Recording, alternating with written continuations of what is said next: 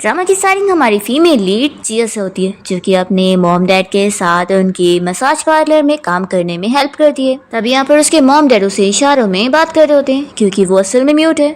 यहाँ पर वो सब बताते हैं कि उनके लैंडलॉर्ड ने फिर से इस जगह का रेंट बढ़ा दिया है। तो ये सुनकर यह भी परेशान हो जाती है कि पिछली बारी तो उन्होंने रेंट बढ़ाया था और अब वापस कर रहे हैं। तो फिर मॉम डैड कहते हैं कि अब क्या ही कर सकते हैं, भरना तो पड़ेगा ही, अभी तो और भी चीज़ों के बिल है जो हमें भरने। तो जिया अपसेट होती है और सोचती है कि काश मेरे पास एक जॉब होती। वो बताती है कि उसने जो ऑलरेडी बहुत सारी कंपनी में अपने रेज्यूमे सबमिट करी थी वो सब रिजेक्ट हो गए।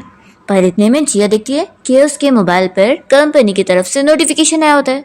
तो वो बहुत ज़्यादा हैप्पी हो जाती है और इस बारे में अपने मॉम डैड और सिस्टर को बताने लगती है कि उसे कंपनी की तरफ से काम का ऑफर आ गया है, लेकिन कंपनी के काम का नहीं बल्कि कंपनी के प्रेसिडेंट शेन की नैनी का। ये सुनकर उसकी फैमिली भी शॉक रह जाते हैं। यहाँ पर उसकी सिस्टर बताने लगती है कि वो जो मिस्टर शेन है वो अपनी कंपनी का सीईओ था, लेकिन अभी 1 महीने पहले ही उसका कार एक्सीडेंट हो गया, जिसके बाद उसके दोनों पैर ही डिसेबल हो गए और फिर उसका ख्याल रखने के लिए इतनी सारी नैनीज को हायर किया गया, पर सभी बहुत ही डर के वहाँ से फायर हो चुकी है। तो ये लोग यहाँ पर नैनी के बारे में इमेजिनेशन भी करने लग जाते हैं कि वो कैसे डर के घर से गई होगी। मॉम डैड तो डर के मारे कहने लगते हैं कि तुम्हें बिल्कुल भी उस नैनी की जॉब करने की ज़रूरत नहीं है। माना कि अभी हमें पैसों की ज़रूरत है, लेकिन हम तुम्हें वहाँ पर नहीं भेजेंगे, वो कितनी डरावनी जगह होगी। जिया की कजिन सिस्टर उसे कहने लगती है कि तुम्हारे मॉम डैड बिल्कुल सही कह रहे हैं, और वैसे भी तुम्हारा जो एक्स बॉयफ्रेंड है वो जिंग कंपनी में तो काम करता है ना, तो सोचो अगर तुम उसी कंपनी के सीईओ की नैनी की जॉब करोगी तो उसे तो बड़ी खुशी मिल जाएगी और वो तुम्हारी बेइज्जती करने आ जाएगा। तो नहीं, बिल्कुल भी तुम वहाँ पर जॉब नहीं कर सकती। जिया कहती है कि आखिर मुझे उससे क्या फ़र्क पड़ता है, और वैसे भी इस जॉब को करने से मुझे मंथ के पूरे 30,000 युआन मिलेंगे और ऊपर से 7 टाइप के इंश्योरेंस और वीकेंड पर काम करने पर ट्रिपल सैलरी। तो सोचिए कितना अच्छा ऑफर है, हमारे स्टोर का सारा कर्जा पूरा हो जाएगा। आखिर एक डिसेबल सीईओ का ख्याल ही तो रखता है ना, ये तो मेरे लिए बाएं हाथ का खेल है। फिर जिया यहाँ शेन के घर पे पहुंच जाती है। मेड उसे अंदर तक लेकर आती है और कहती है कि मिस्टर शेन आपको नीचे मिल जाएंगे, और वो डर के मारे यहाँ से भाग लेती है। जिया सोचती है कि क्या वो मिस्टर शेन इतना डरावना है जो सभी लोगों से इतना डरते हैं।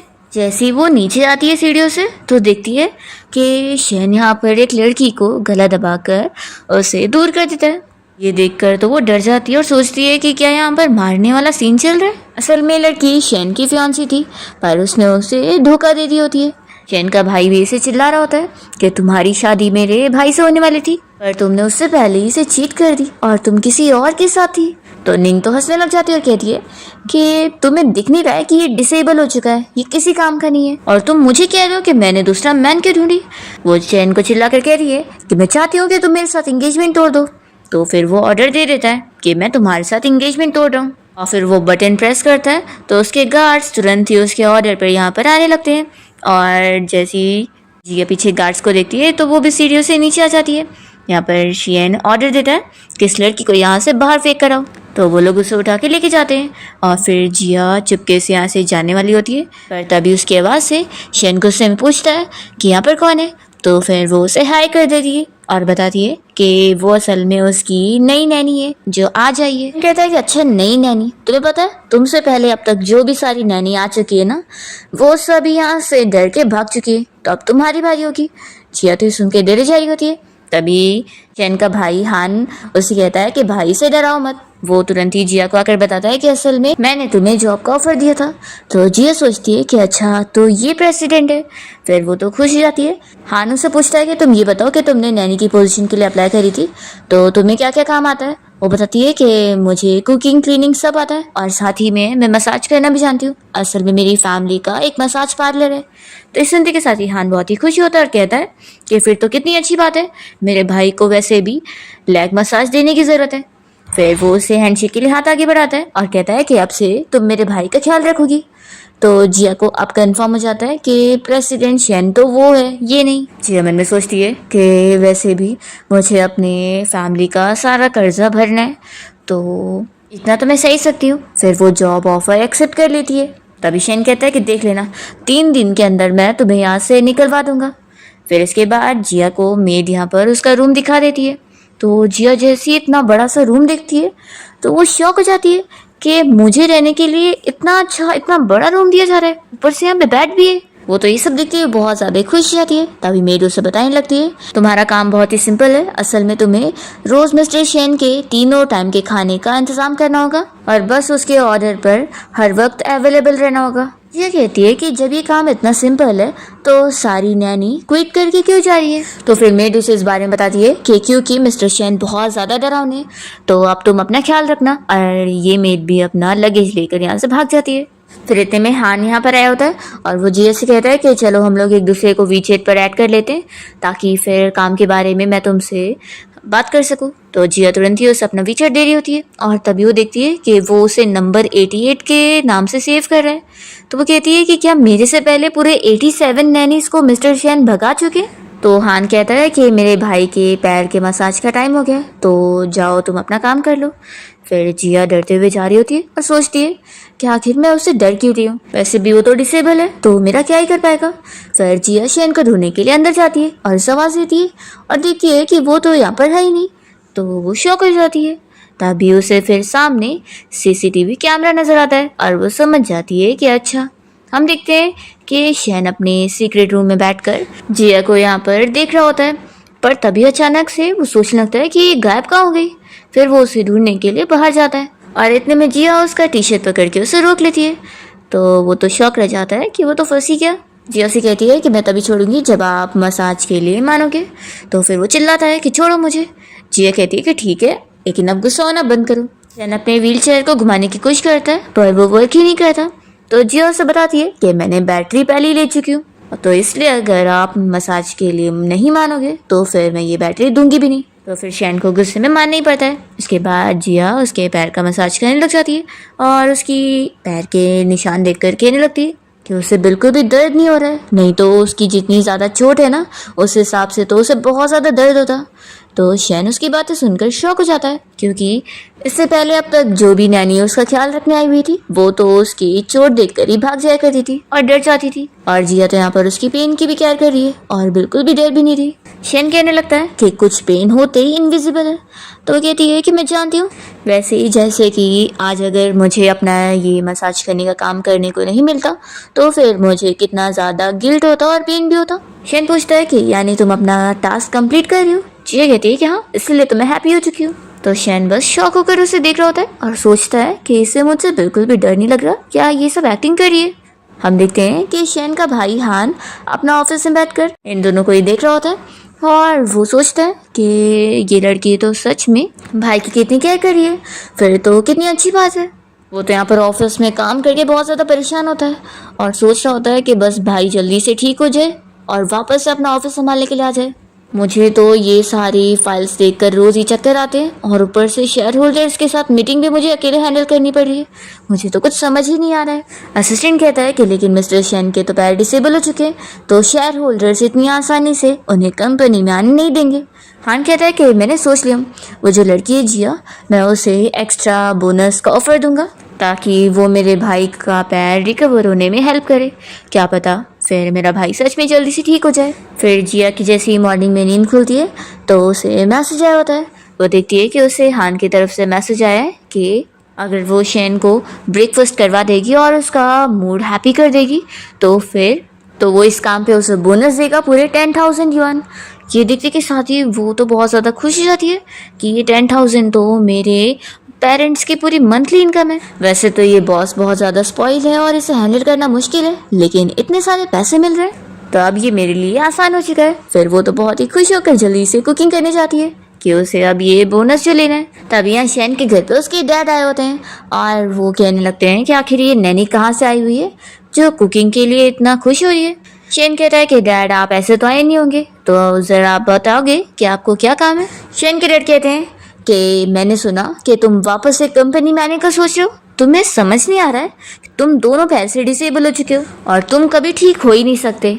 मैंने कितनी मुश्किलों से तुम्हारे भाई हान को कंपनी में एक्टिंग प्रेसिडेंट के तौर पे काम करने के लिए मनाया हूँ, तो उससे अब झूठी होप मत दो। शेन कहता है कि डैड, मैं अच्छे से जानता हूँ कि आपने बहुत पहले ही मुझे रिप्लेस करके मेरे भाई हान को कंपनी में लाने का सोच लिया था, और वो तो आपको अच्छा मौका मिल गया क्योंकि मेरे पैर इसी टाइम पे डिसेबल हो गए। इस बात पर उसके डैड बहुत ज़्यादा चिल्लाने लग जाते हैं और उसे कहते हैं कि उसने अकेले अपने दम पर कंपनी खड़ा किया। इसका ये मतलब नहीं है कि वो उनसे इस तरीके से बात करेगा। वो बता देते हैं कि कल तुम्हारी शेयर होल्डर्स के साथ मीटिंग रहने वाली है, तो याद रखना है जब तक तुम्हारा भाई पूरी तरीके से प्रेसिडेंट नहीं बन जाता है तब तक तुम्हें उन्हें शांत करके रखना है। और ऐसा कहकर वो चले जाते हैं। फिर जिया यहाँ पर कुकिंग करने के बाद शेन को आवाज देती है और कहती है कि बॉस खाना रेडी हो चुका है, तो वो साफ मना कर देता है कि मैं नहीं खाऊंगा। जिया कहती है कि पहले खाना देख तो लो, तो वो ये सारे खाने देखने के बाद कह देता है कि ये तेल वाले खाने मैं नहीं खाता हूँ। तो फिर वो उसे लालच दिला रही होती है कि देखो ये कितना ज़्यादा टेस्टी है, क्या इसे कोई नहीं खाने वाला। पर फिर भी शैन कुछ नहीं कहता और चला जाता है। फिर रात में शैन का भाई हान घर पर आया होता है और जिया उससे कहती है कि आखिर अब हम क्या करें, मिस्टर शैन ने तो पूरा दिन से कुछ नहीं खाया और डिनर भी नहीं किया। अब तो हान पूछता है कि आज कुछ हुआ था क्या, तो जिया बताती है कि कुछ हुआ तो नहीं था, लेकिन जब से मिस्टर शैन के डैड उनसे मिल कर गए तब से उनका मूड खराब हो गया। तो फिर हान जिया से बताने लगता है कि उसके डैड असल में शैन के साथ पहले से बहुत स्ट्रिक्ट थे और जब वो छोटा था तो उन्होंने उसे अब्रॉड में स्टडी के लिए भेज दिए थे। फिर जब वो 18 ईयर्स का हुआ और अब्रॉड से वापस आया तो उसने फिर कंपनी संभालना शुरू कर दिया और बहुत ही कम टाइम में कंपनी को इतना सक्सेसफुल बना दिया। पर जैसे ही फिर वो डिसेबल हो गया तो डैड ने मुझे जल्दी से उसकी सीईओ की पोजीशन दे दी है और अब तो मेरा भाई मुझसे मिलने को भी जल्दी तैयार नहीं होता है। जिया कहती है कि आखिर कोई पेरेंट्स ऐसे कैसे हो सकते हैं, ये तो कुछ ज़्यादा ही हो गया। हाँ, जिया को ऑफर देता है कि अगर तुम मेरे भाई को खुश करने में मदद करोगी और उसे खाना खिलवा दोगी तो फिर बोनस तुम्हें मैं और ज़्यादा दूंगा। तो ये सुनने के बाद तो जिया इस ऑफर को एक्सेप्ट कर लेती है कि वो ये करके दिखा देगी। जिया पूछती है कि क्या तुम मुझे बताओगे कि मिस्टर शैन की खाने की क्या क्या पसंद है, फिर मैं उसी हिसाब से उनको खाना दे दूंगी। तो फिर हान सब बताने लगता है कि शैन को क्या चीज़ खाने में बिल्कुल नहीं पसंद और क्या चीज़ पसंद है। तो उसकी सारी चॉइसेस सुनकर जिया नोट कर रही होती है और कहने लगती है कि आखिर ये बिल्कुल एक बिल्ली की चॉइसेस कैसे। वो सोचती है कि वैसे उसके पास एक कैट वाला मनी जार भी है, तो वो इमेजिन कर रही होती है कि मुझे तो एक गोल्डन कैट मिल गई है जिससे मैं तो अमीर होंगी अब। फिर नेक्स्ट मॉर्निंग जिया शैन को ब्रेकफास्ट के लिए बुलाने आई होती है और वो उसे बताती है कि आज उसने उसकी पसंद का ब्रेकफास्ट बनाई है। तो शैन मना कर रहा होता है कि वो नहीं खाएगा। जिया उसके पास आती है और उसे समझाने लगती है कि किसी और से गुस्सा होकर अपने आप को सज़ा देकर कोई फ़ायदा नहीं है, कम से कम खाना तो टाइम पर खाना चाहिए। शेन कहता है कि तुम अपनी आइडेंटिटी याद रखो, तुम होती कौन हो मुझे लेक्चर देने वाली। तो वो कहती है कि मैं लेक्चर नहीं दी हूँ, मैं तो बस कह रही थी कि मैं तुम्हारी नैनी हूँ, तो मैं बस अपना काम करने आई थी तुम्हें लेग मसाज देने के लिए। फिर वो उसे मसाज देते हुए उसके पेट की भूख की आवाज़ सुन रही होती है और कहती है कि वैसे अच्छे बच्चों को खाना खा लेना चाहिए, और मन में सोचती है कि उसे पूरा यकीन है कि अब वो ज़रूर खाएगा। फिर रात में शैन किचन में खाना ढूंढने आया होता है। जब वो फ्रिज खोलता है तो उसे जिया का नोट लिखा हुआ दिखता है जिसमें लिखा होता है कि वो खाने को बस 3 मिनट माइक्रोवेव में गर्म करके खा सकता है। तो फिर ये तुरंत ही गर्म करने के बाद यहाँ पर खाना एंजॉय कर रहे होते हैं और जिया चुपके से बस अपने मोबाइल फ़ोन से उसे रिकॉर्ड कर लेती है और उसे ऐसे खाते हुए देखकर खुश हो जाती है और उसके भाई हान को ये वीडियो सेंड कर देती है। तो हान तो बहुत ज़्यादा हैप्पी हो जाता है और कहता है कि बोनस तो अब तुम्हें मिल जाएगा, लेकिन आखिर तुमने ये करी कैसे। जिया कहती है कि वो मेरे पास खुद का ट्रिक है, मैं बहुत कमाल की हूँ। फिर तभी इतने में शैन जिया को आवाज़ देता है और उसे कहता है कि उधर छुपी मत रहो, यहाँ सामने आ जाओ। तो वो देखती है कि उसने मिरर की वजह से उसे देख लिया। फिर वो उसके पास आ जाती है और पूछती है कि उसे फ्राइड राइस कैसा लगा। तो वो कहता है कि ठीक ठाक था। जिया फिर शैन के मुंह में कैंडी डाल देती है और उसे समझाती है कि तीखे खाने के बाद उसे कुछ स्वीट चीज़ें खानी चाहिए। वो उसे कहती है कि वैसे अब तुम अपनी फैमिली की वजह से परेशान मत हो, ज़रूरी नहीं है कि हमारी फैमिली हमारी सारी फीलिंग समझे। और वो उसका मूड यहाँ पे हैप्पी करने की कोशिश कर रही होती है। तो वो कहता है कि तुम्हें ऐसा क्या लग रहा है कि इन सारे हैप्पी कोट्स का मेरे माइंड के ऊपर कुछ असर होगा। तो वो कहती है कि सही बात है, इससे बेहतर था कि मैं तुम्हारी इस व्हीलचेयर की बैटरी निकाल लेती तो वो ज़्यादा अच्छा होता। तो शैन तुरंत ही अपने व्हीलचेयर को पकड़ लेता है और वो सोचता है कि ये बिल्कुल भी मुझे एक डिसेबल पर्सन की तरह ट्रीट नहीं करती है। फिर जिया दूसरी कैंडी देख रही होती है और कहती है कि कैंडी कितनी ज़्यादा अच्छी है, आखिर इसे पता नहीं फ्रिज में किसने रखा था। शैन शॉक हो जाता है और कहता है कि तुमने क्या इस कैंडी की एक्सपायरी डेट भी देखी थी? तो वो कहती है कि नहीं। शैन बताता है कि मैं कभी भी शुगर वाली कोई चीज़ नहीं खाता हूँ, यानी कि इसका मतलब है कि ये कैंडी अगर मेरे फ्रिज में थी तो वो मेरे भाई नहीं रखा होगा। और पता है लास्ट टाइम उसने कैंडी कब खाया था? जब वो 15 साल का था, यानी कि 10 साल पहले। जिया फिर तुरंत ही उसके मुंह में से कैंडी निकाल लेती है और कहती है कि रुको मैं अभी पानी लाती हूँ ताकि तुम अपना मुंह धो लो और मैं डॉक्टर को भी कांटेक्ट करती हूँ। तो वो कहता है कि इसकी जरूरत नहीं है, मैं इतनी जल्दी मरूंगा नहीं। फिर शैन यहाँ पर जिया को बता देता है कि उसे ब्रेकफास्ट में कल क्या खाना है। तो जिया बहुत ज़्यादा हैप्पी हो जाती है कि उसने उसे डिश बता दिया। तो वो कहती है कि ठीक है फिर सुबह रेडी हो जाएगा। शैन फिर अपना चला जाता है और जिया को फिर हान का मैसेज आता है कि उसने उसे 10,000 में 50 युआन कम सेंड किए। तो ये सोचती है कि हमारा बोनस का तो डील 10,000 का था ना। हम देखते हैं कि हान यहाँ पर गुस्सा हो गया होता है कि मेरी छुपाई हुई लॉलीपॉप भाई को मिल गई, सब इसकी वजह से हुआ है, तो इसलिए मैंने 50 लेस दिए इसे। फिर नेक्स्ट मॉर्निंग जिया टाइम पर यहाँ ब्रेकफास्ट और उसकी ब्लैक कॉफ़ी रेडी करके शैन को दे देती है। तो शैन काफ़ी इम्प्रेस होता है कि टेस्ट में भी अच्छा है। वो मन में सोच रहा होता है कि ये बाकी नैनी से तो बेहतर है, इसे मैं कम से कम कुछ टाइम के लिए तो रोक ही सकता हूँ। फिर इतने में शैन के घर के बाहर जाओ आया होता है और वो बताने लगता है कि दरवाज़ा खोलो, मैं शैन का फ्रेंड हूँ। तो शैन जिया को दरवाज़ा खोलने का ऑर्डर दे देता है। फिर ये जो तो जैसे ही अंदर आया होता है तो वो शैन को देखकर सोचने लगता है कि मुझे तो लगा था कि ये यहाँ पे बीमार पड़ा होगा, लेकिन लगता है ये मज़े में जी रहा है। शैन कहता है कि तुम यहाँ पर क्यों आए हो? तो फिर जो बताने लगता है कि शेयर होल्डर्स ने मुझे यहाँ पर भेजा है तुम्हें देखने के लिए, और अब तुम्हें देखने के बाद मुझे पता लग रहा है कि तुम तो सच में पूरी तरीके से डिसेबल हो, कोई काम के नहीं रहे। तो जिया चिल्लाती है कि तुम तो बॉस के फ्रेंड हो ना, तो आखिर उनसे किस तरीके से बात कर रहे हो? वो कहता है कि मैंने गलत क्या बोला। तो शैन के पास आता है और इसे कहता है कि मैंने सुना कि तुम्हारी फियांसी निंग ने भी तुम्हें छोड़कर चली गई है और वो किसी और बंदे के साथ ही।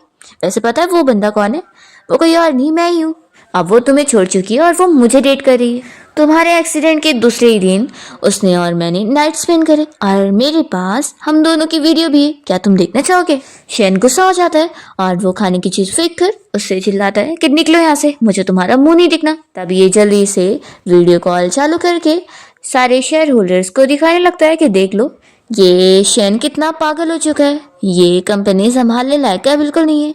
जिया जल्दी से शैन के सामने आ जाती है और उसे छुपा रही होती है। फिर शैन की ये हालत देखने के बाद तो डैड तो बहुत ज्यादा चिल्लाने लगते हैं कि ये क्या हरकत है, तुमने मुझे डिसअपॉइंट कर दिए। बारी बारी करके सारे शेयर होल्डर्स भी कहने लग जाते हैं कि मिस्टर शैन तो सच में इतना डरावना हो चुका है, इसे हम बिल्कुल भी वापस से कंपनी में नहीं बुला सकते। तभी यहाँ मीटिंग से हान जल्दी से जिया को मैसेज करता है और उसे कहता है कि तुरंत ही उस जो को मेरे भाई से दूर करो और उसे घर से बाहर निकाल दो। जो तो अभी भी शैन का मजाक उड़ाया जा रहा होता है और कहता है कि मुझे तो नहीं लगता कि तुम कभी ठीक हो पाओगे, तुम हमेशा व्हील चेयर पे रहने वाले हो। जिया इस बात पर उसे चिल्लाती है और कहती है कि जब तक मैं यहाँ पर हूँ मैं मिस्टर शैन को ठीक कर दूंगी। जिया इसे किक करती है तो फिर जो चिल्लाने लगता है कि तुम एक मामूली सी नैनी होकर मुझे मारी हो। तो वो कहती है कि हाँ मैं मारूंगी। जो कहता है कि तुम बस एक मामूली सी नैनी हो और तुम्हारे बोलने से कोई ये ठीक नहीं हो जाने वाला है। जिया कहती है कि अगर मैंने मिस्टर शैन को ठीक कर दी तो क्या तुम इसी वक्त ही उनसे नील डाउन होकर माफी मांगोगे? जो कहता है कि इसे ठीक करना तो दूर है, तुम तो इसका एक पैर भी मूव नहीं करा सकती हो, अगर करा दोगी ना तो मैं तो अब भी नील डाउन करके माफी मांग लूं। तभी यहाँ पर शैन कह रहा होता है कि इसे यहाँ से बाहर निकाल दो। जिया जो की शर्त मान जाती है कि ठीक है चलो फिर अपनी शर्त याद रखना। वो तुरंत ही जाती है शैन के पास और वो मीटिंग में सारे शेयर होल्डर से कहने लगती है कि अब आप लोग ध्यान से देखो कि कैसे मैं मिस्टर शैन का पैर मूव करवाती हूँ, फिर आप लोग को भी यकीन हो ही जाएगा कि उनके पैर ठीक हो सकते हैं। जिया शैन से कहती है कि बॉस मुझ पे बिलीव रखो और फिर वो उसके पैर पे मसाज करने लग जाती है। शैन तो सोच रहा होता है कि उसके पैर तो कब का ही मूव करना बंद कर चुके हैं और वो कहाँ ही ठीक हो सकते हैं। तो वो सोचता है कि ये क्या करना चाहती है। तभी इतने में जिया जो ट्रिक यूज करती है उससे शैन का पैर सच में मूव करता है। तो सारे शेयर होल्डर शॉक हो जाते हैं और हान तो बहुत ज्यादा खुश हो जाता है कि भाई का पैर मूव हुआ। शैन भी यहाँ पर शॉक हो जाता है और जिया सारे लोगों से कहती है कि आप लोगों ने देख लिया ना, इस बात का ही प्रूफ है कि देखना मिस्टर शैन के पैर जल्द ही पूरी तरीके से ठीक हो जाएंगे। तो फिर सारे शेयर होल्डर्स पूछते हैं कि इसका ये मतलब है कि फिर मिस्टर शेन वापस कंपनी आएंगे। तो शेन कहता है कि हाँ, इसलिए जब तक के लिए आप लोग मेरे भाई का अच्छे से ख्याल रखो और उसके काम में उसे पूरा सपोर्ट दो। फिर जिया जोशी कहती है कि अब तुम्हारी बारी है, तुम शर्त हार गए हो तो अब नील डाउन होकर माफी मांगो। तो वो कहता है कि मैं नहीं माफी मांगने वाला, पता नहीं तुमने क्या ट्रिक इस्तेमाल करी होगी। जिया कहती है कि अच्छा, तो तुम ऐसे नहीं सुनोगे ना, तो अब मैं तुम्हें दिखाती हूँ कि एक नैनी क्या करने के लिए कैपेबल है। फिर वो तुरंत यहाँ पर बटन प्रेस करती सारे गार्ड्स को बुला लेती है और उन्हें ऑर्डर देती है कि इसे पकड़ के नील डाउन करवाओ। तो जोर डर के मारे फिर सॉरी बोलने लगता है। जिया उसे किक करके उसे नील डाउन करवा देती है और फिर शेन गार्ड्स को कहता है कि इसे जाकर बाहर फेंको। तो वो लोग लेके चले जाते हैं। फिर जिया खुश होकर शेन की तरफ मुड़ती है और वो उसे पूछता है कि आखिर तुमने मेरा पैर कैसे मूव करवाई थी। तो जिया बताती है कि असल में मेरे पेरेंट्स के साथ मैंने इतने टाइम से मसाज पार्लर चलाती आई हूँ, तो उन्होंने मुझे इस बारे में बताया, तो मैंने बस उसी पॉइंट्स को टच करी तो फिर उससे तुम्हारे पैर मूव हो गए। और वो मन में उसके लिए अपसेट हो रही होती है कि आखिर उसका ऐसा फ्रेंड कैसे हो सकता है जो कि उसकी बेइज्जती कर रहा था। यहाँ पर शेन कहता है कि क्या हुआ, तुम्हें मुझ पे तरस आ रही है। तो जिया तो सोच रही होती है कि हाँ, उसे सच में उस पर तरस आ रही है। अभी शेन कहने लगता है कि अब तुम जाओ यहाँ से, मैं तुम्हें फायर कर रहा हूँ। तो जिया कहती है कि तुम मुझे ऐसे कैसे फायर कर सकते हो, फायर करने का कोई रीज़न भी तो होना चाहिए ना, क्या मैंने तुम्हारे पैर मूव कर दी क्या इस वजह से। तो वो कहता है कि मैं तुम्हें डबल कंपेंसेशन दे दूंगा, लेकिन अभी 1 घंटे में ही यहाँ से निकलो। जिया गुस्सा होती है और कहती है कि ठीक है, मैं पहले अपनी बातें कह दूं फिर मैं चली जाऊंगी। जिया यहाँ पर अपनी सारी बातें उसे सुना देती है कि उसने तो यहाँ पर अच्छे से अपना काम करी थी और वो जो यहाँ पर आया था उसे परेशान करने के लिए, तो उसने बस उसकी हेल्प की उसका गुस्सा निकालने में, तो बस इस वजह से वो उसे फायर कर रहा है। वो कहती है कि ठीक है, मैंने तो अपने पूरी रिस्पॉन्सिबिलिटी निभाई थी, पर तुम कोई बिना रीज़न के मुझे यहाँ से फायर कर रहे हो। वो फिर चली जाती है और फिर जिया अपना लगेज लेकर यहाँ से फिर चली जाती है। फिर पूरा दिन शेन अकेले ऐसे ही घर पे पड़ा रहता है। जब हान घर पे आता है तो वो पूछता है कि भाई आखिर वो नैनी कहाँ पर है। तो शेन बताता है कि मैंने उससे निकाल दिया।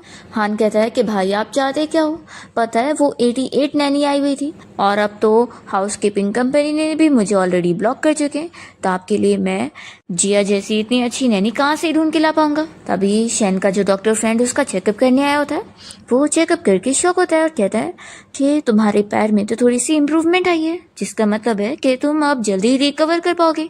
वो पूछने लगता है कि आखिर क्या तुम कोई नई चीज़ कर रहे हो, ऐसे कैसे तुम ठीक होने लगे। तो फिर हान बताता है कि मैंने भाई के लिए एक नई नैनी हायर किया था जो कि उन्हें लेग मसाज भी कर दी थी। तो फिर डॉक्टर कहता है कि फिर मैं समझ गया, उसकी वजह से तुम्हारे भाई का पैर ठीक हो पाया, अगर ऐसे ही चलेगा तो फिर एक दिन वो पूरी तरीके से ठीक हो जाएगा। हान कहता है कि लेकिन भाई ने तो ऑलरेडी उस लड़की को फायर भी कर चुके हैं। तो डॉक्टर कहता है कि फिर तो क्या ही कर सकते हैं।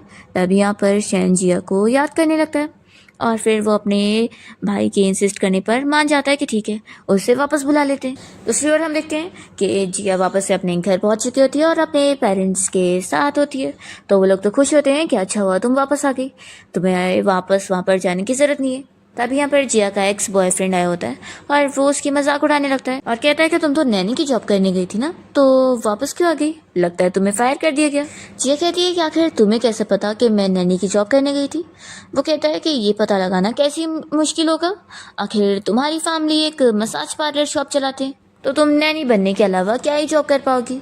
और वो मन में सोचता है कि वो तो जिन कंपनी में काम करता है, तो इसी बात का फ़ायदा उठाते हुए उसने जिया को नैनी की पोजीशन के लिए ट्रांसफ़र कर दिया था और इसे तो पता भी नहीं है। जिया की कजिन कहने लगती है कि जब से तुमने इस यू को डंप कर दियो, देखो तब से अटेंशन पाने के लिए फिर से तुमसे मिलने आ गए।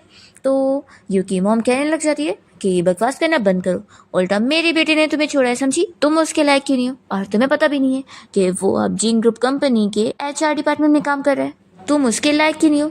जिया कहती है कि ठीक है, आपने बिल्कुल सही कहा है, इसलिए अपना मुंह लो और निकलो यहाँ से। ये कहने लगता है कि अगर अभी भी तुम मुझसे माफ़ी मांगो ना तो शायद मैं तुम्हें एक चांस दे दूँ और वापस से तुम्हें डेट करने के लिए मान जाओ। तो उसकी मॉम कहती है कि तुम पागल हो गए हो, ये आखिर एक नैनी की जॉब करने लायक है और वैसे भी इसके पेरेंट्स तो म्यूट है, तो ऐसी लड़की से शादी करोगे तो तुम्हारे बच्चे भी म्यूट ही हो जाएंगे। ऐसा बोलकर वो जिया की और उसके पेरेंट्स की बेइज्जती करने लग जाती है। तो जिया को आ जाता है गुस्सा और वो सीधा इस यू और उसकी मॉम को थप्पड़ लगाती है और दोनों से कह देती है कि निकल जाए यहाँ से, नहीं तो मुझसे बुरा कोई नहीं होगा। तो यू को गुस्सा आता है और वो जिया को मारने के लिए हाथ आगे बढ़ाता है। तो जिया की पूरी फैमिली उसे सपोर्ट करने के लिए आगे आ जाते हैं और कहते हैं कि वो जिया को हाथ भी लगा कर देखे। तो फिर ये कहता है कि वैसे भी अब तुम कोई लायक की नहीं बची हो, तुम्हें तो फायर भी कर दिया गया है और देख लेना वापस से तुम्हें किसी भी कंपनी में जॉब नहीं मिलेगा, क्योंकि तुमने मिस्टर शेन से जो पंगा ले ली होंगी। तो अब तुम बस जिंदगी भर अपनी मॉम डैड के साथ ऐसी फालतू सी शॉप को चलाती रहो। हम देखते हैं कि शैन बाहर सब कुछ सुन रहा होता है और वो आवाज देकर कहता है कि किसने कहा कि जिया को कोई भी हायर नहीं करना चाहता। तो यू और उसकी मॉम शैन को देखकर जल्दी से बाहर आते हैं और यू से अच्छे से बात कर रहा होता है, पर यहाँ पर तुरंत ही हान ऑर्डर देता है और इसे कंपनी से फायर करवा के इन दोनों को यहाँ से निकलवा भी देता है। फिर कजिन जल्दी से इशारों में यहाँ पर जिया के मॉम डैड को बता देती है कि ये बंदा असल में जिया का बॉस है। तो जिया के मॉम डैड तो यहाँ पर गुस्से में शेन को बातें सुना रहे होते हैं और उसे इशारों में कह रहे होते हैं कि वो यहाँ पर आया भी कैसे, वो लोग उसे छोड़ेंगे नहीं। तो शेन कहता है कि तुम्हारे पेरेंट्स क्या बोल रहे हैं। तो जिया जल्दी से उसके पास जाती है और उसे झूठ कहती है कि कुछ नहीं, वो तो उल्टा तुम लोगों को वेलकम कर रहे थे। हान कहता है कि मुझे तो लगा कि तुम्हारे पेरेंट्स कह रहे थे कि वो हमें जॉब कर देंगे। जिया कहती है कैसे कैसे हो सकता है। वो शेन से पूछती है कि वैसे तुम लोग यहाँ पर आए क्यों। तो शेन कहता है कि असल में मेरे भाई को तुमसे कुछ कहना था। तो हान बताने लगता है कि असल में मेरे भाई को अब रिग्रेट हो गया है, उसने अपनी गलती मान ली है कि वही कुछ ज़्यादा ही गुस्सा कर रहा था और ज़्यादा सेंसिटिव था।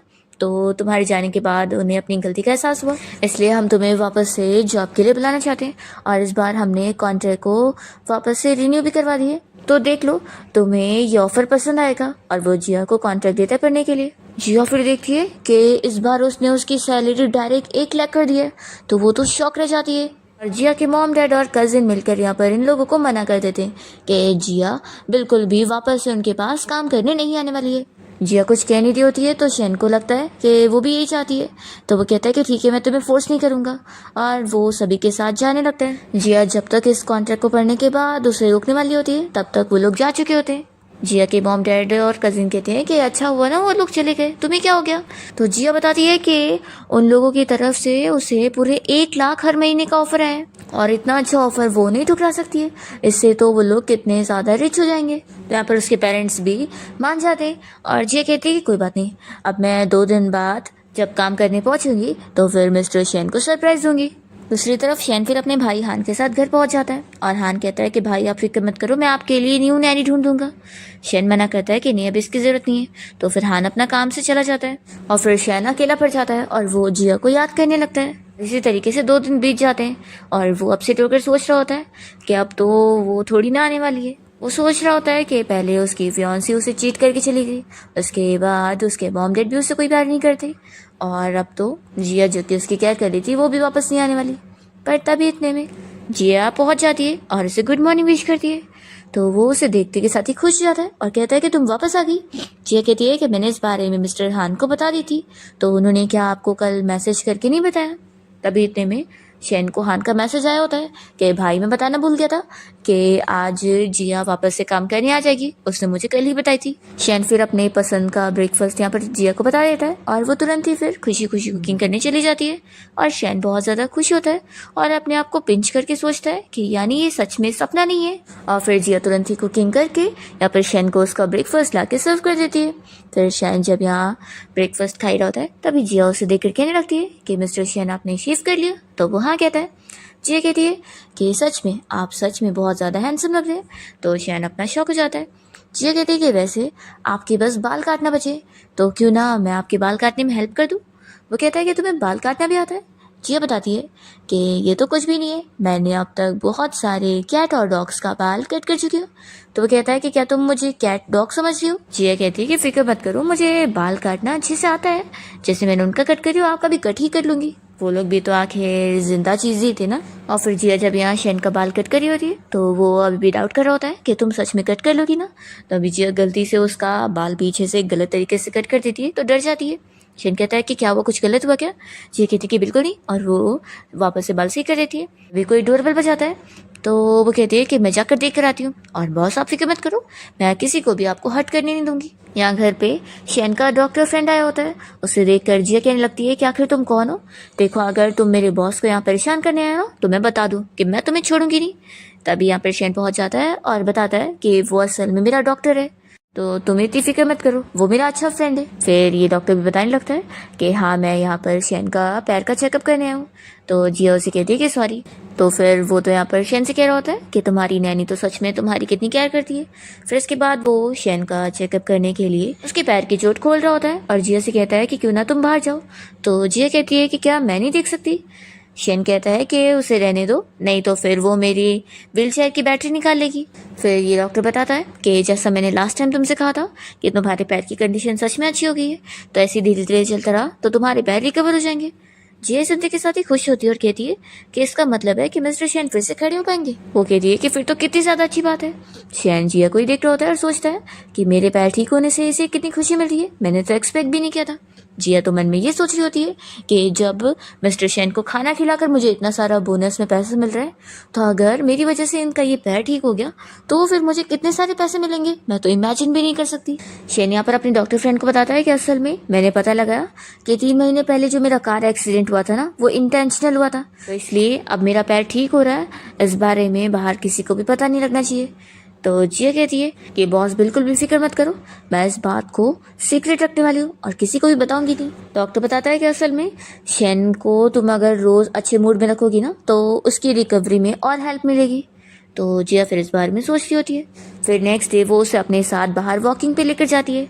तभी यहाँ पर जो और निंग इन दोनों को देख लेते हैं और निंग यहाँ पर कहने लगती है कि ये शेन आज बाहर कैसे निकला हुआ है, क्या ये ठीक हो रहा है। तो जो कहता है कि मुझे तो नहीं लगता, वैसे तो लास्ट टाइम इस लड़की की वजह से मेरा सारा प्लान खराब हो गया था और बोर्ड मीटिंग के टाइम पर वो हीरो बन गया था, लेकिन नहीं, अब मुझे प्रूफ करके दिखाना होगा कि ये कभी ठीक हो ही नहीं सकता है। शेनजिया से पूछता है कि तुम यहाँ मुझे ग्राउंड में क्यों लेकर आई हो। तो कहती है कि मैं आज तुम्हें बाहर वॉक पर लेकर आई ताकि तुम्हारा मूड अच्छा हो जाए। और जिया तो मन में उसे कैट की तरह ट्रीट कर रही होती है। तभी इतने में जो बच्चे लोग यहाँ पर सॉसर खेल रहे होते हैं उन लोग का बॉल आ जाता है। तो जिया बॉल उठाकर कहती है कि बॉस चलो हम लोग भी साथ मिलकर सॉसर खेलते हैं। शेन कहता है कि तुम मेरी हालत देख रही हो, तुम्हें लगता है मैं खेल पाऊंगा। तो जिया तो उसे यहाँ पर गोलकीपर बनाने का काम दे देती है और कहती है कि अब आप वहीं पर रहो और जब बॉल कहीं वहां चला जाया करेगा तो हमें वापस दे दिया करना। वैसे भी आपकी व्हीलचेयर तो मूव करती है, तो ये काम तो कर ही लोगे ना, मुझे आप पर यकीन है।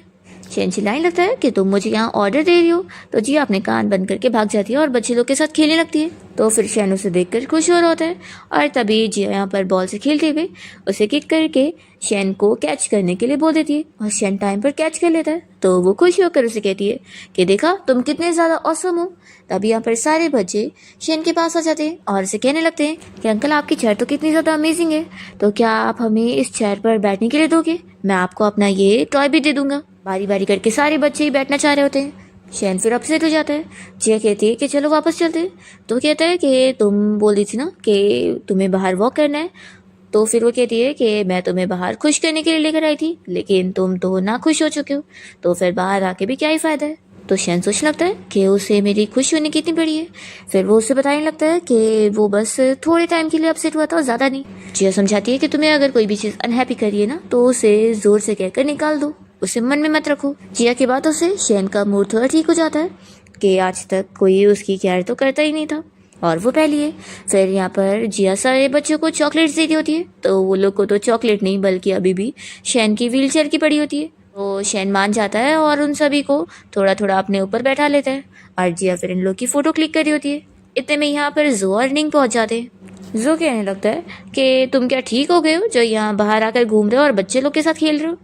तो निंग कहती है कि वैसे भी अब वो यूजलेस बन चुका है ना, तो बच्चों के साथ खेलने के अलावा वो क्या ही कर सकता है। सारे बच्चे फिर अपना खेलने चले जाते हैं और जिया इन लोगों से पूछती है कि तुम लोग यहाँ पर क्यों आए हो। तो निंग बताती है कि मेरी और जो की एंगेजमेंट होने जा रही है और क्योंकि शेन जो का अच्छा फ्रेंड है तो हम यहाँ पर उसे इनवाइट करने आए थे। तो जिया कहती है कि सच में तुम दोनों के दोनों बिल्कुल सेम हो और बहुत ज्यादा शेमलेस भी। तो निंग चिल्लाती है कि तुम एक नैनी होकर हमारे बारे में ऐसे कैसे बोल सकती हो। तो जो कहता है कि जाने दो, इस नैनी से बातें करके क्या ही मतलब है तो ये एक लो क्लास लड़की ना। शेन यहाँ पर ऐसे चिल्लाता है कि उसे लो क्लास मत बोलना, वो मेरी सबसे इम्पोर्टेंट पर्सन है। तो जो कहने लगता है कि तुम्हें ऐसा बोलते हुए शर्म भी नहीं आ रही, लोग सुन लिए ना कि तुम अपनी नैनी के बारे में इतने ज्यादा प्रोटेक्टिव हो रहे हो तो वो तुम पर हंसेंगे। ओ हाँ, आखिर नैनी के सहारे तो तुम घूम फिर पा रहे हो। जिया शेन के पास आती है और कहती है कि तुम इसे इग्नोर करो, हम लोग यहाँ से चलते हैं। तभी जो सोचता है कि मैं इसके पैर ठीक होने दे ही नहीं सकता हूँ। वो बॉल को किक करके शैन की व्हील चेयर को ढकेल देता है, जिसकी वजह से शैन नीचे गिर जाता है। तो जो को खुशी मिलती है कि अच्छा हुआ इसके पैर ठीक हुए ही नहीं है। वो उसका मजाक उड़ाने लग जाता है कि तुम तो बड़ा ठीक होने का नाटक कर रहे थे ना, तो अब क्या हो गया। निंग कहती है कि आखिर जिंग कंपनी के सीईओ जो कि यहाँ पे ठीक से उठ भी नहीं पा रहा है और जमीन में क्रॉल कर रहा है, मुझे तो देख कर ही हंसी आ रही है।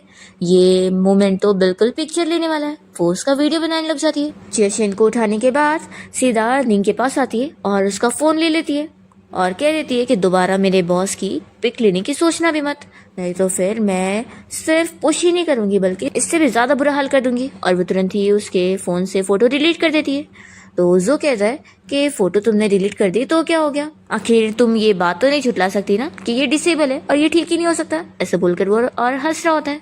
तो जिया उसे पैर पे ऐसे किक करती है कि वो उठ ही नहीं पाता। तो जिया भी फिर हंसने लगती है और कहती है कि क्या हुआ, अब तुम खुद नहीं चल पा रहे हो। वो यहाँ पर लोगों को आवाज देकर बुला रही होती है कि आओ इसे उठाने में कोई मदद कर दो, आखिर इतना फेमस बंदा नीचे गिर गया और उठ ही नहीं पा रहा है। निंग चिल्लाती है कि तुमने एक तो जो को मारी हो, तो रुको मैं अभी पुलिस को कॉल करती हूँ, तुम बचो कि नहीं। जिया कहती है कि हाँ हाँ करो, वैसे भी तुम लोगों ने पहले बुली किया तो पुलिस भी तुम दोनों को पहले देखेंगी।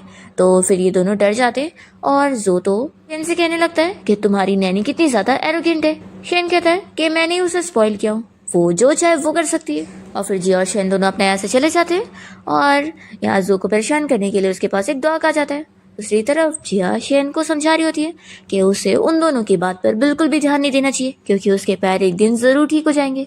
वो यहाँ पर उसकी तारीफें कर रही होती है कि उसे तो खुश होना चाहिए कि वो आखिर इतना ज्यादा हैंडसम जो है। शेन तो खुश हो रहा होता है और सोचता है कि यानी मेरी इमेज उसकी नजरों में इतनी ज्यादा अच्छी है। जिया तो ये सोच रही होती है कि आखिर वो इतने सारे पैसे जो उसे देता है तो इसलिए तो वो सबसे बेस्ट बॉस है। जिया कहती है कि वैसे आज उन दोनों स्कमबैग्स को मारने में मुझे तो बहुत ज्यादा मजा आई है। जिया कहती है कि इसी बात पे पार्टी करना तो बनता है, तो क्यों ना मैं आपको खाने की ट्रीट दूं। शेन कहता है कि तुम मुझे डिनर की ट्रीट दे दो। जिया मन में सोच रही होती है कि आखिर उसे इतनी अच्छी खासी सैलरी तो मिल रही है तो एक डिनर की ट्रीट तो बनती ही है, इतना तो वो अफोर्ड कर ही लेगी। फिर उसके बाद ये लोग एक अच्छे से रेस्टोरेंट में डिनर करने पहुंच जाते हैं जहाँ पर ये लोग लड़कियों का डांस भी देख रहे होते हैं। पर शेन तो ये सब देखने में बिल्कुल इंटरेस्ट नहीं लेता, पर जिया को मजे आ रहे होते हैं। वो कहती है कि ये सारी लड़कियाँ कितनी ज़्यादा ब्यूटीफुल है ना, और वो खाना एंजॉय कर रही होती है। तभी स्टाफ आकर उसे पूछती है कि अगर वो चाहे तो वो सारी लड़कियाँ उन लोगों की केयर करने यहाँ पर भी आ जाएंगी। तो जिया फिर बुला लेती है। जैसे ही ये लड़की यहाँ पर शैन को मसाज देने के लिए उसके पीछे आती है तो शैन कह देता है कि मुझे ज़रूरत नहीं है। तो फिर वो लोग यहाँ पर जिया की केयर करने में लग जाती है।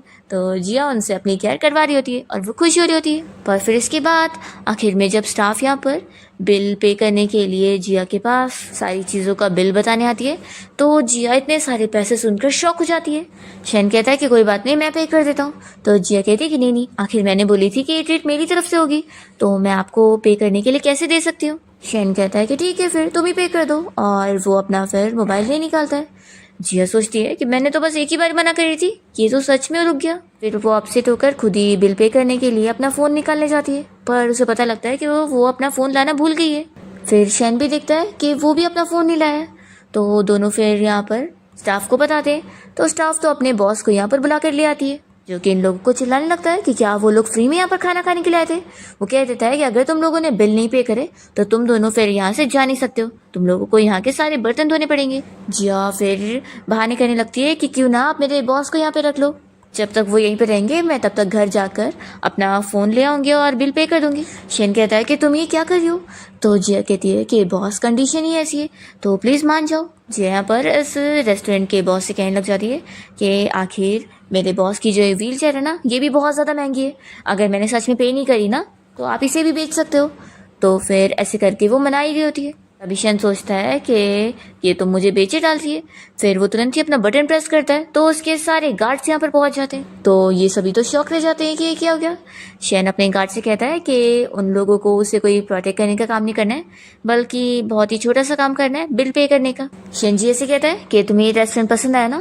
फिर वो रेस्टोरेंट के बॉस से बात कर लेता है कि क्या आप ये मुझे बेचना चाहोगे, मैं अच्छे प्राइस में खरीद लूँगा। तो फिर वो बॉस तो तुरंत ही बेचने को तैयार हो जाता है और शेन ये रेस्टोरेंट जिया के लिए खरीद देता है और कहता है कि अब तुम जितना चाहे मिठाई इधर से खा सकती हो। तो फिर वो मज़े में खाने एंजॉय करती। फिर जब दोनों वॉक करके यहाँ से जा रहे होते हैं तो जिया सॉरी कहने लगती है कि आज उसकी वजह से इतनी बड़ी मिसअंडरस्टैंडिंग क्रिएट हो गई थी और वो भी एम्बेरस्ड हो गया था। जिया पूछती है कि वैसे तुमने वो रेस्टोरेंट क्यों खरीदा, तुम्हें वहाँ की ब्यूटीफुल लड़कियाँ पसंद आई? तो वो कहता है कि वो ब्यूटीफुल लड़कियाँ तो तुम्हें पसंद आई थी ना। जिया पूछती है कि वैसे ये बताओ आज तुमने हैप्पी फील किया कि नहीं? तो शेन कहता है कि क्या ये चीज़ इंपॉर्टेंट है? तो वो कहती है कि ऑफ कोर्स इंपॉर्टेंट है, मैं इसलिए तुम्हें बाहर लेकर आई थी। लेकिन हाँ, मैंने एक्सपेक्ट नहीं करी थी कि हमें रास्ते में वो जो अर्निंग मिल जाएंगे और फिर डिनर भी इतना ज़्यादा ऑकवर्ड बन जाएगा, मैंने सोची नहीं थी। शेन सोचता है कि ये मुझे खुश करने के लिए इतनी सारी मेहनत करी थी। जिया कहती है कि मैं प्रॉमिस करती हूँ कि अगली बार मैं कभी तुम्हें डिनर की ट्रीट दूंगी ना तो अच्छे खासे पैसे लेकर चलूंगी, और मैंने प्रॉमिस अगर कभी तोड़ी ना तो मेरे ऊपर बिजली गिर जाए। तब यहाँ पर सच में बारिश होना शुरू हो जाती है और जिया डर कर फिर यहाँ पर शेन के ऊपर गिरने लगती है। तो वो तो उसे देखता रह जाता है। फिर जिया जल्दी से उसकी व्हील चेयर को पुश करते हुए लेके जा रही होती है और शेन बस सोच रहा होता है कि उसकी हार्ट बीट इतनी फास्ट हो गई है। फिर घर आने के बाद शेन तो बीमार हो चुका होता है तो जिया उसकी केयर करने में लग जाती है और वो उसका बुखार कम करने के लिए उसके सर पे कपड़ा रखकर पूरी रात भर उसकी केयर करती है। फिर ऐसी मॉर्निंग हो जाती है और जिया यहाँ पर शेन की केयर करते हुए उसके बॉडी मसल्स दिखने लगती है। वो अपने आप को रोक ही नहीं पा रही होती है उसे टच करने के लिए। तभी शेन चाक जाता है और कहता है कि क्या तुम्हें पसंद है? जिया बहुत ज़्यादा शाय होती है और कहती है कि बिल्कुल नहीं, मैं ऐसा कुछ भी नहीं कर रही थी। तो शेन कहता है कि देख लो तुम्हारे हाथ कहाँ पर है। जिया जल्दी से अपना हाथ हटाती है और कहती है कि मैं जा रही हूँ कुकिंग करने, और वो भाग जाती है। फिर नेक्स्ट सीन में हम देखते हैं कि शेन जिया और अपने भाई हान के साथ निंग और जो की एंगेजमेंट सेरेमनी के लिए आया होता है। तो हान और जिया दोनों ही कह रहे होते हैं कि आखिर उसे इस एंगेजमेंट सेरेमनी में पार्टिसिपेट करने की क्या ज़रूरत थी। तभी यहाँ पर जिया तो कह रही होती है कि उन दोनों चीटर्स को तो मैं छोड़ूंगी नहीं। तो शेन कहता है कि तुम कुछ करने वाली हो? वो कहती है कि बॉस, उन लोगों ने तुम्हें बुली किया था ना, तो मैं उन्हें सबक सिखाऊंगी। वो हान से कहती है कि तुम्हारा ये रॉकेट मुझे बहुत ही काम का लगता है और लगता है तुम भी इन लोग की वेडिंग सेरेमनी खराब करने का कोई प्लान बना रहे हो। फिर हम देखते हैं कि इस एंगेजमेंट सेरेमनी में आए हुए लोग जब यहाँ शेन को देखते हैं तो कहने लगते हैं कि ये तो आखिर निंग का एक्स फियांसी है ना, ये यहाँ पर क्या कर रहा है? क्या इसे यहाँ पर आने में शर्म नहीं आई? तो दूसरा बंदा कह रहा होता है कि तुम्हें पता नहीं है कि मिस्टर शेन निंग से इतना ज़्यादा प्यार करता है कि इसने खुद डिसेबल होने के बाद अपने फ्रेंड को उसे खुद दे दिया। जिया को ये सब सुनते के साथ ही बहुत ज़्यादा गुस्सा आ रही होती है और वो उन्हें चिल्लाने लगती है कि तुम लोग कितने शेमलेस हो जो कुछ भी रूमर बना रहे हो।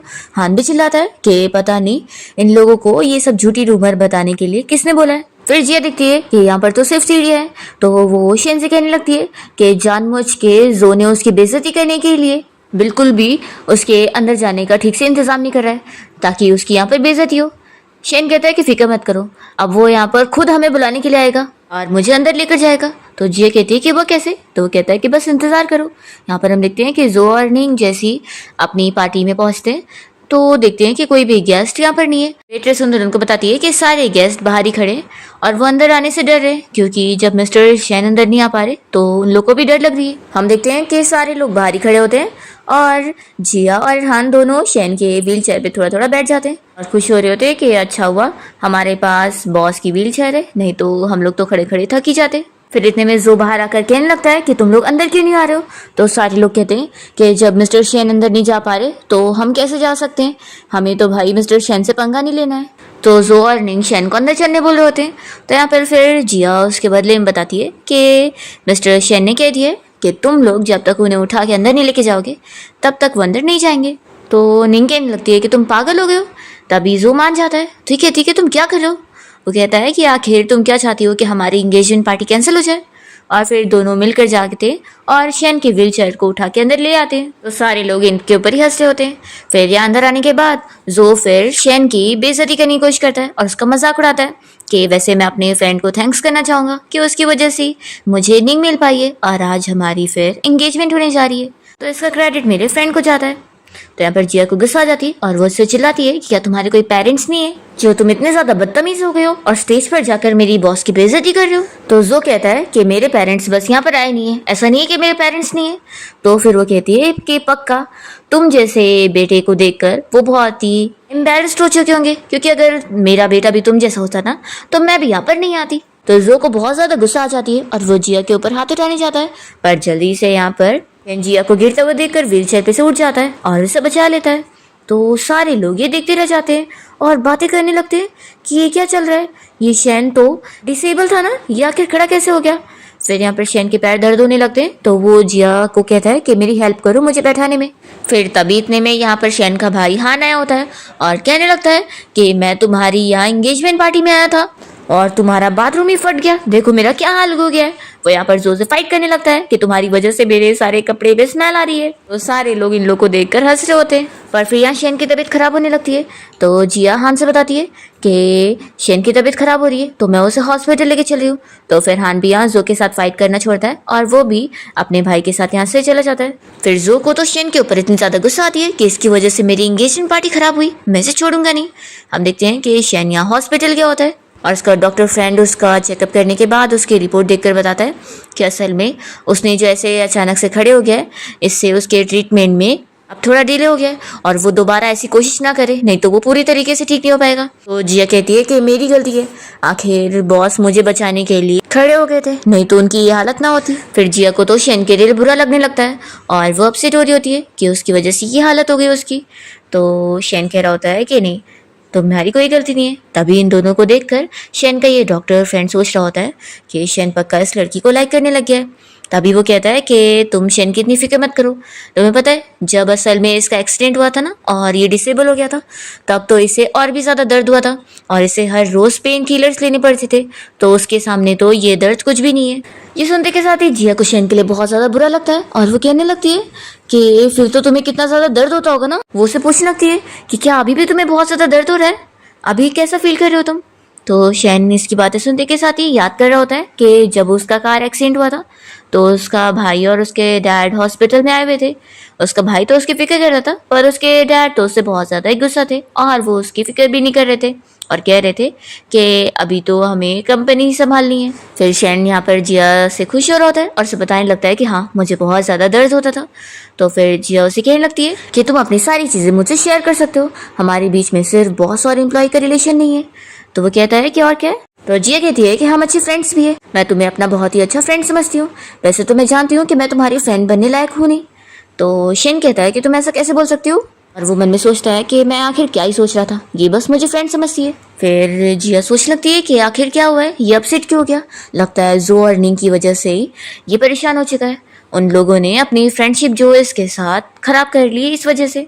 जेशन से कह देती है कि तुम्हें कभी भी कुछ चाहिए रहेगा ना तो मुझे बताना, मैं तुम्हारे लिए हर वक्त अवेलेबल रहूंगी और हाँ मैं एक्स्ट्रा फीस भी नहीं चार्ज करूंगी और हाँ तुम बिल्कुल भी फिक्र मत करो, मैं तुम्हारे लिए कोई भी इम्प्रॉपर थॉट्स भी नहीं रखूंगी। मैं कभी भी अपने फ्रेंड्स को डेट नहीं करती हूँ, जैसे कि लवर्स का ब्रेकअप हो जाता है, शादियों का डिवोर्स हो जाता है, लेकिन फ्रेंडशिप कभी नहीं टूटती है। शैन फिर भी कुछ नहीं कह रहा होता है तो जिया सोचती है कि वो अभी भी अपसेट है। फिर इतने में जो की आवाज़ आती है कि वो यहाँ पर शैन का आवाज़ दे रहा है। तो जिया शैन से कहती है कि बॉस तुम फिक्र मत करो, मैं जाती हूँ उसे हैंडल करने के लिए, आखिर अब मैं तुम्हारी फ्रेंड हूँ तो अब सब मुझ पे छोड़ दो। वो यहाँ पर अपने आंखों में नकली आंसू डाल देती है और तुरंत ही रोने धोने का नाटक करते हुए बाहर निकलती है और इसे देखकर शैन और उसका डॉक्टर फ्रेंड तो शौक हो रहे होते हैं कि क्या कर रही है। जिया बाहर आने के बाद जो और पुलिस ऑफिसर के सामने रोने धोने का नाटक स्टार्ट कर देती है। जो पुलिस को लेकर आया होता है शेन से मिलाने के लिए कि शेन ने उसकी एंगेजमेंट पार्टी खराब कर दिया। तो जिया यहाँ पर रोने धोने का नाटक करते हुए पुलिस ऑफिसर को बताती है कि ये सब झूठ कह रहा है, उल्टा इसकी वजह से शेन इतना ज़्यादा बीमार हो गया कि अब तो वो होश में भी नहीं आ रहा है। और वो इतना रोने धोने का नाटक करती है कि पुलिस ऑफिसर उसकी बात पे बिलीव कर लेते हैं और जो को ही चिल्लाते हैं। जो कहता है कि तुम झूठ मत बोलो और शेन को बाहर निकालो। तो ये कहती है कि जब वो कोमा में है तो बाहर कैसे आएगा। ऑफिसर मान जाते हैं और जो को चिल्लाते हैं और उसे यहाँ से लेकर चले जाते हैं। तो जिया तो खुश हो जाती है और फिर शैन का डॉक्टर फ्रेंड उसके सामने जिया की तारीफ करता है कि तुम्हारी ये नैनी तो बड़ी कमाल की है, ये तुम्हें कितना ज़्यादा प्रोटेक्ट करती है। तो जिया कहती है कि ये सब तो बनता ही है ना, आखिर मेरे बॉस मुझे इतनी ज़्यादा सैलरी जो दे दें तो मेरी रिस्पॉन्सिबिलिटी बनती है ना कि मैं अपनी नैनी वाली जॉब की जिम्मेदारी पूरी अच्छे से निभाऊँ। तभी इतने में यहाँ पर शैन के डैड उससे मिलने आए होते हैं और कहने लगते हैं कि मैंने तो सुना था कि तुम तो कोमा में हो लेकिन तुम तो मुझे ठीक ठाक नजर आ रहे हो। शैन कहता है कि क्या हुआ, आपको अब बुरा लग रहा है कि मैं कोमा में नहीं हूँ बल्कि ठीक ठाक हूँ। तो फिर उसके डैड चिल्लाते हैं कि तुम मुझसे किस तरीके से बात कर रहे हो, आखिर मैं तुम्हारा सका डैड हूँ और वैसे तुमने जो की एंगेजमेंट पार्टी खराब कर दी उसकी वजह से पता है हमारी और जो की फैमिली की जो बिजनेस डील थी वो सब खराब हो गई है, तुमने सब बर्बाद कर दिया, तुम्हारी वजह से मेरी कितनी बेइज्जती हो गई। तो शैन कहता है कि सच में आपको मेरी तो कोई नहीं पड़ी है कि जो ने कैसे मुझे धोखा दिया, और आपको बस अपनी बेइज्जती की पड़ी है। जिया को बहुत ज़्यादा बुरा लगता है कि शैन के डैड को उसकी थोड़ी सी भी नहीं पड़ी है और वो उसे कैसी कैसी बातें कह रहे हैं। फिर यहाँ पर शैन के डैड उसे कंटिन्यूसली चिल्ला रहे होते हैं कि वो एक डिसेबल है और किसी काम का नहीं है, तो उसे अपनी लिमिट याद रखनी चाहिए। जिया फिर गुस्से में चिल्लाने लगती है, पर मुंह से नहीं बल्कि म्यूट बनकर इशारों में ही। तो फिर डैड कहते हैं कि आखिर ये लड़की कौन है। तो डॉक्टर बताता है कि ये शैन की नैनी है। तो फिर डैड कहते हैं कि नैनी है तो ये ऐसे फिंगर पॉइंट करके मुझसे क्यों बात कर रही है।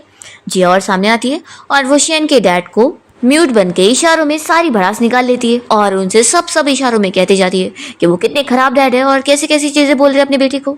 यहाँ पे डॉक्टर फ्रेंड बताने लगता है कि असल में शैन को शांति पसंद है ना, इसलिए उसने ऐसी म्यूट वाली नैनी को हायर किया है। तो डैड कहते हैं कि जिस तरीके से ये मुझसे इशारों में बात कर रही है मुझे तो लग नहीं रहा कि ये मेरे लिए कुछ अच्छा बोल रही होगी। वो कहते हैं कि हट जाओ सामने से, मुझे अपने बेटे से बात करने दो। तो शैन तुरंत ही अपने डैड को कहता है कि आप उसे हाथ मत लगाना। तो उसके डैड कहते हैं कि तुम मुझसे इस तरीके से बोल रहे हो, तुम कितने बेकार बेटे हो। तो शैन कहता है कि मैं आपका बेटा हूँ तो आप मेरे साथ जो चाहे वो कर ले, लेकिन इसके साथ नहीं कर सकते, मैं इसे प्रोटेक्ट करने वाला हूँ। जिया तो इसे सुनकर और भी ज़्यादा खुश हो जाती है और सोचती है कि बॉस इतने अच्छे हैं तो मैं उन्हें और भी हेल्प करने वाली हूँ। डैड चिल्लाते हैं कि तुम इस म्यूट लड़की को कुछ ज़्यादा ही नहीं डिफेंड कर रहे हो। तभी यहाँ पर मॉम आ जाती है और वो शैन के डैड को चिल्लाती है कि तुम शांत हो जाओ। वो यहाँ पर उसके डैड के ऊपर गुस्सा करने लगती है कि तुम आखिर कैसे डैड हो, हमारे बेटे को एक नैनी तक उसको प्रोटेक्ट कर रही है और तुम हो के उसे बातें सुना रहे हो। जिया तो शैन की मॉम से इम्प्रेस हो जाती है और सोचती है कि मॉम इतनी ज़्यादा ब्यूटीफुल है इसलिए तो शैन इतना ज़्यादा हैंडसम है। वो अपनी मॉम पर गया, उसकी मॉम तो बड़ी कूल निकली। फिर यहाँ पर शैन के डैड और मॉम आर्ग्यूमेंट करने लगते हैं। तो जिया सोचती है कि इनका रिश्ता इतना कॉम्प्लिकेटेड क्यों लग रहा है। तभी शैन का डॉक्टर फ्रेंड इसे स्लो से बताने लगता है कि असल में शैन के मॉम डैड की बिजनेस मैरिज हुई थी, इसलिए दोनों के बीच में कोई प्यार तो नहीं है, बस नाम का रिश्ता है। असल में शैन की मॉम को शक है कि उसके डैड अभी भी अपनी फर्स्ट लव को ही पसंद करते हैं और इसी बात पर उन लोगों का झगड़ा होता रहता है। शैन की मॉम यहाँ पर शैन के डैड से कह रही होती है कि तुम जाओ अपनी फर्स्ट लव के पास और मुझे तो तुमसे डिवोर्स ही लेना है। तो वो क्लियर कर रहे होते हैं कि ऐसा कुछ भी नहीं है जैसा वो सोचती रहती है। दोनों आर्ग्यूमेंट करना स्टार्ट कर देते हैं और जिया मौका देखकर शैन को यहाँ से लेकर चली जाती है। और वो बाहर आने के बाद शैन से पूछती है कि बॉस मेरी एक्टिंग बहुत ज़्यादा सुपर्ब थी ना। तो वो कहते हैं कि हाँ, तुमने ये कैसे करी। जिया कहती है कि तुम्हें पता है मैंने तुम्हारे डैड को सारे इशारों में क्या क्या बोली थी, मैंने उन्हें बहुत डांटी और मैंने उन्हें ये भी बताई कि तुम सबसे ज़्यादा बेस्ट हो, तुमसे बेस्ट तो कोई है ही नहीं। शैन कहता है कि तुम्हारी नज़रों में क्या मैं सच में इतना ज़्यादा अच्छा हूँ। तो जिया कहती है कि जितना मैं बोल रही हूँ ना उससे भी ज़्यादा अच्छे, मुझे तो लगता है कि मैं पूरी ज़िंदगी भर। शैन कहता है कि क्या ज़िंदगी भर। जिया कहती है कि मैं ज़िंदगी भर तुम्हारे लिए काम करूँगी। तो फिर वो अपसेट हो जाता है कि आखिर मैं क्या सोचता रहता हूँ। वो कहता है कि ठीक है अब हम घर चलते हैं। तभी इतने में शैन की मॉम यहाँ पर पहुँच जाती है उससे बात करने के लिए और कहने लगती है कि तुम प्रॉब्लम में पड़े थे तो तुमने मुझे क्यों नहीं कांटेक्ट किया। शैन कहता है कि आपको कब से मेरी पड़ने लग गई। जिया सोचती है कि क्या हर डोमिनेटिंग सीईओ का फैमिली के साथ रिलेशन बिल्कुल अच्छा नहीं रहता। तभी मॉम जिया से पूछती है कि तुम शैन की नैनी हो, मैंने शैन के फ्रेंड से सुनी कि तुम इसका इतना अच्छे से ख्याल रख रही हो और इसे कितना प्रोटेक्ट करती हो। वो उसके लिए उसे थैंक्स कर रही होती है। तो जिया कहती है कि आंटी आपको मुझे थैंक्स करने की ज़रूरत नहीं है, मैं बस अपनी जॉब पूरी कर रही हूँ। तो फिर मॉम कहती है कि तुम बोल सकती हो, तुम म्यूट नहीं हो। जिया कहती है कि असल में मैं बस शैन के डैड को चुप कराने के लिए उनके साथ ऐसे प्रिटेंड कर रही थी। तो मॉम तो और भी ज़्यादा खुश हो जाती है और कहती है कि तुम कितनी अच्छी बच्ची हो। वो उसे एक कार्ड देती है और कहती है कि मेरी तरफ से तुम्हारे लिए बोनस है, तुम इसे जो चाहे वो खरीद लेना। जिया मना कर रही होती लेने से, पर मॉम फिर भी उसे देकर चली जाती है। फिर जिया शैन से उसकी मॉम के बारे में डिस्कस करती है कि असल में तुम्हारी मॉम इतनी भी ज़्यादा बुरी नहीं है बल्कि बहुत अच्छी है। शैन कहता है कि इसलिए ना क्योंकि उन्होंने तुम्हें बोनस दिए। तो फिर जिया इस पर कुछ नहीं कह पाती और कहती है कि ठीक है चलो अब शॉपिंग के लिए चलते हैं, फिर उसके बाद मैं कुछ अच्छा सा बनाऊंगी। फिर दोनों घर आ जाते हैं और जिया अपना कुकिंग कर रही होती है। तभी शैन यहाँ पर अपने भाई हान से बातें कर रहा होता है। हान कहता है कि भाई मैंने आपके डॉक्टर फ्रेंड से इस बारे में सुना कि आप जिया को लाइक करने लगे। शैन कहता है कि ये तुम क्या बोल रहे हो। हान कहता है कि भाई वैसे तो ये मैंने भी नोटिस किया था कि जब से जिया यहाँ पर आई है आपकी पर्सनैलिटी बड़ी अच्छी हो गई है और आप पहले से अब ठीक भी हो चुके हैं। तो मैं तो उसे अपने सिस्टर इन लॉ बनाने के लिए मान रहा हूँ और उसे अप्रूव कर रहा हूँ। शैन कहता है कि तुम तो अप्रूव कर रहे हो लेकिन जिसे बनना है उसे तो अभी तो पता ही नहीं है। हान कहता है कि मेरे पास एक आइडिया है, आपका 2 दिन बाद बर्थडे आने वाला है ना, उस दिन उससे आप अपना लव कन्फेस कर दो। हान जानबूझ के जोर जोर से जिया को सुनाने के लिए कहने लगता है कि भाई 2 दिन बाद आपका बर्थडे ना, मैं अच्छा सा सरप्राइज तैयार करूंगा। तो जिया ये सुनकर फिर यहाँ सोचती है कि शैन का 2 दिन बाद बर्थडे है हान कहता है कि देखा भाई, वो से सच में आपकी कितनी पड़ी है। मैंने जैसे आपके बर्थडे के बारे में बोला उसने तुरंत ही सुन ली। तो देखना अब तो वो खुद भी आपके बर्थडे की तैयारियां करेगी, तो अब आप उसे कन्फेस करने की तैयारी करो। फिर जिया यहाँ पर कैलेंडर में डेट मार्क कर रही होती है और वो कुछ ना कुछ प्लानिंग करने लग जाती है शैन को सरप्राइज देने के लिए। और शैन उसे देखकर बस यही चीज सोच रहा होता है कि वो मुझे ही सरप्राइज देने की प्लानिंग कर रही है। फिर 2 दिन बाद फाइनली शैन के बर्थडे वाला दिन आ जाता है और जिया शैन के सामने एक बॉक्स लेकर बैठती है। तो वो सोचता है कि क्या ये मेरा गिफ्ट होगा, लगता है गिफ्ट आ चुका है। पर तभी जिया शैन को बताती है कि उसने एक स्ट्रे कैट के लिए एक हाउस खरीदी है जो कि उसे पूरा जोड़ना है, लेकिन उसे आता नहीं है कैसे करना है, तो फिर वो इंस्ट्रक्शंस बता दे। तो शैन सोचता है कि अच्छा तो ये कैट का घर है। फिर वो उसको बताने में हेल्प कर देता है, जिससे फिर जिया वो घर बना लेती है और शैन को थैंक यू कहने लग जाती है कि वो कितना स्मार्ट है। तो शैन कहता है कि तुम भी, तभी तो तुमने बना ली। तो जिया कहती है कि वो तो मैं हूँ ही। फिर जिया शैन को बर्थडे सरप्राइज देने के लिए गार्डन में अच्छा सा सरप्राइज का इंतजाम करती है और फिर वो उसे फायरवर्क्स दिखाती है जिसमें शैन का नाम लिख कर आ रहा होता है। वो कहती है कि ये मेरी तरफ से तुम्हारा बर्थडे गिफ्ट है, क्या तुम्हें पसंद है? तो शैन तो बहुत ज़्यादा खुश होता है और फिर वो उसे कन्फेस करने वाला होता है कि तभी इतने में यहाँ पर शैन के सारे गार्ड्स पहुँच जाते हैं। उन्हें लगता है कि यहाँ पर आग लग गई है और शैन को बचाना है, तो जल्दी से वो लोग सारी फायरवर्क्स को तोड़ते हुए का बर्थडे सरप्राइज खराब कर देते हैं। तो वो गुस्सा हो जाती है और यहाँ पर शैन फिर अपने गार्ड से कह देता है कि अब उन लोग का आज का बोनस कट है और अब वो लोग जाए यहाँ से बाहर। तो सारे अब से टोकर चले जाते हैं कि वो लोग तो बस शैन को बचाने आए थे। पर फिर शैन अपनी फीलिंग्स कन्फेस ही नहीं कर पाता है, क्योंकि जिया तो बस उसकी इसलिए केयर करी होती है क्योंकि डॉक्टर ने उसे बोला था कि शैन का हर दिन मूड अच्छा रहना चाहिए, इसलिए वो उसे हैप्पी करने की कोशिश कर रही थी और कुछ और नहीं। तो शैन बस ये सुनकर चुप रह जाता है। नेक्स्ट डे शैन से मिलने के लिए उसका फ्रेंड और उसका भाई आए होते हैं और बताते हैं कि उन लोगों ने उसके लिए गिफ्ट लेकर आए। तभी लोग शैन से इस बारे में डिस्कस करते हैं कि जिया को तो अभी वो कन्फेस कर ही नहीं पाया। तभी वो उसके लिए बर्थडे केक लेकर आती है और ये लोग यहाँ पर शैन का बर्थडे सेलिब्रेट करने जा रहे होते हैं। शैन सोचता है कि सच में वो इतनी ज़्यादा बुद्धू है कि उसकी फीलिंग्स जान ही नहीं पा रही है। वो सोचता है कि जाने दो, मुझे सब कुछ धीरे धीरे लेना चाहिए। फिर तभी इतने में यहाँ पर शैन की मॉम भी उसका बर्थडे सेलिब्रेट करने पहुँचती है और वो उसे और हान दोनों को इस बारे में बताती है कि उन्होंने उन लोगों के डैड से डिवोर्स लेने का डिसाइड कर चुकी है। यहाँ पर हान और शैन को इस बात से अच्छा नहीं लग रहा होता है, पर जिया तो शैन की मॉम को फुल सपोर्ट करने लगती है कि आपने ये डिसीजन लिया है तो सोच समझ के लिया होगा और मैं तो आपको फुल सपोर्ट करने वाली हूँ। शैन कहता है कि अगर ऐसी बात है तो अगर तुम्हारा भी हस्बैंड ऐसे टाइप का निकलता है और फिर तुम दूसरा ढूंढती हो तो अगर वो भी ऐसे ही निकल गया तो फिर? जिया कहती है कि पहली बात तो ये कि मैं ऐसे हस्बैंड से शादी करूंगी नहीं। फिर वो तुरंत ही कैंडल्स लगाती है और कहती है कि चलो आप कैंडल्स ब्लो करो और विश मांगो। तो हान तो कहने लग जाता है कि मेरा भाई कभी भी कैंडल ब्लो नहीं करता और विश नहीं मांगता है, तो इस सबका कोई फायदा नहीं है। पर शैन तो यहाँ पर विश मांगने लग जाता है। तो ये देखकर हान शॉक होता है कि भाई तो पलट गया। जिया पूछने लगती है कि तुमने क्या विश मांगा, पर शैन नहीं बताता है। फिर सभी लोग यहाँ पर केक खा रहे होते हैं और जिया शैन की मॉम को भी केक दे देती है। मॉम यहाँ पर शैन से इस बारे में डिस्कस करती है कि वो लड़की तुम्हें पसंद है और मुझे इस बात से बहुत ही खुशी है कि फाइनली तुम्हें कोई मिल गया जिसे तुम पसंद करते हो। शैन कहता है कि मॉम ये इतना ऑब्वियस है, लेकिन जिसे पसंद करता हो उसे तो पता ही नहीं चल रहा। फिर यहाँ पर शैन अपनी मॉम से कह देता है कि वो भी उन्हें फुल सपोर्ट करने वाला है और डिवोर्स के बाद जब वो और जिया एक हो जाएंगे तो फिर वो उनसे मिलने आया करेगा। मॉम तो खुश होती है और फिर वो अपना इन दोनों को छोड़कर चली जाती है। नेक्स्ट मॉर्निंग जब शैन उठता है तो वो शौक होता है कि उसने जिया के बारे में रोमांटिक सपना देखा। फिर शैन इस बारे में अपने डॉक्टर फ्रेंड से कॉल पे डिस्कस कर रहा होता है। तभी जिया यहाँ पर पहुँच जाती है और कहती है कि तुम क्या कर रहे हो, तो वो कॉल कट करता है। जिया बताती है कि आज असल में उसे छुट्टी चाहिए थी, तो वो रीज़न पूछता है। जिया बताती है कि उसे अपनी क्लास रियूनियन पार्टी के लिए जाना है। फिर हम देखते हैं कि क्लास रियूनियन पार्टी में जिया के सारे क्लासमेट्स शॉक हो जाते हैं जब जिया इतनी महंगी कार से आती है, तो क्योंकि वो लोग पहले से ही बातें कर रहे होते हैं कि वो एक नैनी की जॉब करती है। जिया यहाँ पर अपनी सैलरी दिखाती है कि उसकी सैलरी 1 लाख है। तो ये सुनकर वो लोग तो हैरान रह जाते हैं और कहते हैं कि फिर तो हमें भी नैनी की जॉब करनी है। असल में यहाँ पर जिया को शैन छोड़ने तक आया होता है। तो जिया की इज्जत तो यहाँ पर और बढ़ जाती है और इसका एक्स बॉयफ्रेंड यू तो बहुत ज़्यादा गुस्सा हो जाता है। वो यहाँ पर उसकी बेइज्जती करना चाहता था, पर वो तो और उठ गई है। फिर यहाँ पर शैन तो इन लोगों के साथ डिनर पार्टी में भी इन लोगों को ज्वाइन कर लेता है और ये ट्रीट उसकी तरफ से होती है, तो सारे लोग ही बड़े खुश हो जाते हैं। पार्टी के बाद जिया ड्रंक हो गई होती है और शैन और वो दोनों साथ में कार से जा रहे होते हैं। जिया तभी यहाँ पर किसी का नाम ले लेकर रो रही होती है, तो शैन को लगता है कि वो जिसका नाम ले रही है उसे लाइक करती है। तभी जिया बताती है कि वो असल में उसका पेट डॉग था।